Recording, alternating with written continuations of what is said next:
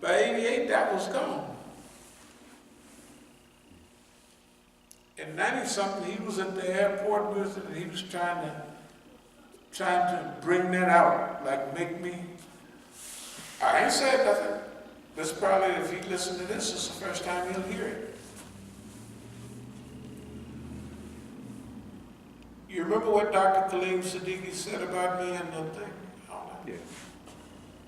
The next trip to South Africa was, all of them were sad after that. That first trip, Dr. Siddiqui, when he was alive, or my second trip, hey, really, that was nice. But Dr. Kaleem Siddiqui was the only one that understood me, the other people didn't. The reason he was saying those things because he evidently had some insight. So just imagine, what is he telling everybody? I am putting this person forward as the leader. And when he gets in the car and drives to Johannesburg Airport with me, Sister Bahia is in the car and she asked me, what is he trying to tell you? I said, I don't know. Because I knew who she was. I said, I don't know what he's talking about.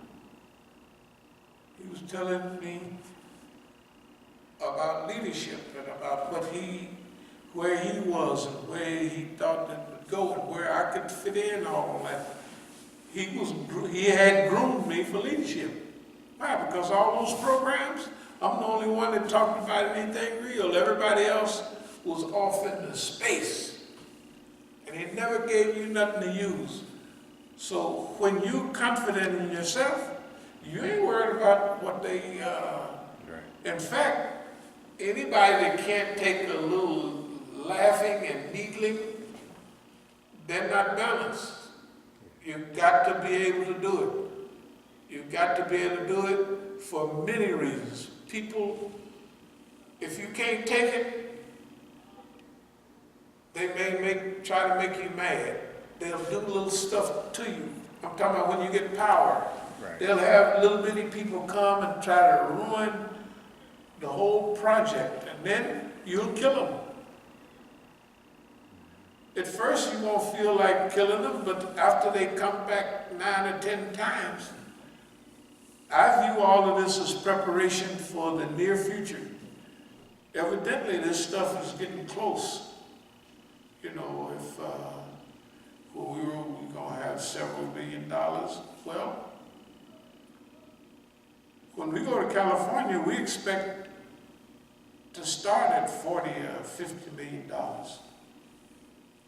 So if we don't get it, that's okay. We'll have a national fundraiser. We'll walk from Masjid. It doesn't make any difference. And whatever the walking will do from Masjid to Masjid, it'll make us better people. So whatever happens, it don't make no difference. But for everybody that wants to be a big contribution to Islamic movement or to the human potential movement, they have to be able to control themselves. You have to be able to take being harassed. You have to be able to take being laughed at. You have to be able to do it.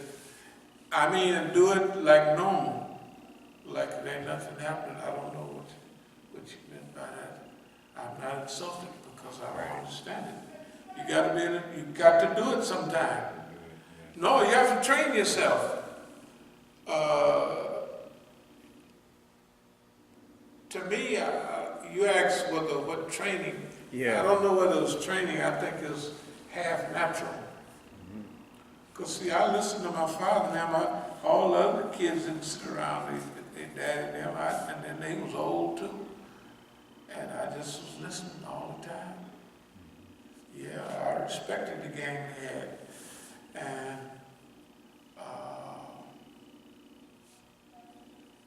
must have been something valuable to it because it ain't missed a stroke yet. But you have to be able to bear with those unforeseen attitudes. And then, just being realistic, you know, people get jealous of black people. They be jealous as hell. They be just jealous. They just jealous. I mean, their girlfriends or their wives, they look at you and say, look at that nigga there. That's what they, and they know that they, you know what I mean? When we're in a mixed crowd, you ain't never seen me look at one of them or look up at one of the girls. When they're serving food, right? And no, none of them ever walked in here or had any threat of me saying nothing to them. Because whatever they do, they're not worth it. It's not that they're not worth it. Anything that would happen as a result of them being women and me being a man is not worth it. I already know that. I got lucky, found that out a long time ago. It's not worth it. Character, ethics, all of that is what matters. But other people don't feel that way. They be looking and rolling their eyes, and they feel insecure. And then they little funny acting police too, that don't make them any better. You know, that has a deadly effect on people. But I will say this: I think that this time we're going to be, as a team, we're going to be able to work through most of whatever it is we have to work through. That's just the way I feel. Yeah, that's what I think. Anyway, any more questions? No, that's all I got. Thanks. You know, I would tell you, you don't know about Kingfish and Andrew H. Brown and them people, do you? Amos and Andy. Do you remember Amos and Andy? I remember it. Good. Not as well as you do, but I remember it. Yeah. Amos and Andy was buffoon Negroes. Mainly it was Andrew H. Brown and the Kingfish. And it was just stupid. But you can run that stuff on white folks. Yes, you can. You can run it right on white folks and they never know what caused it. What do people expect of you? Wow, we expect that you're a nigger. Right. And niggers are not brilliant. You know, and da-da-da-da-da. I used to have an Arab Christian, he was my friend in prison. I was teaching him how to do time. He was one of them smart Arabs, you know what I mean? That he had models, girlfriends, and he 31, some millions of dollars of, you know, type of fraud. And he would show me pictures, you know, this is my girlfriend, she models lingerie, you know.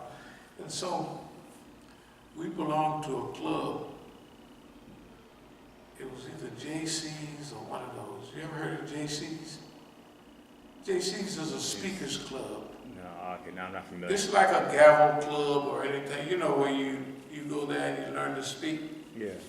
And I would go there and speak, and then I really liked to speak then and hook stuff up. And the people were amazed. He said they think someone is coaching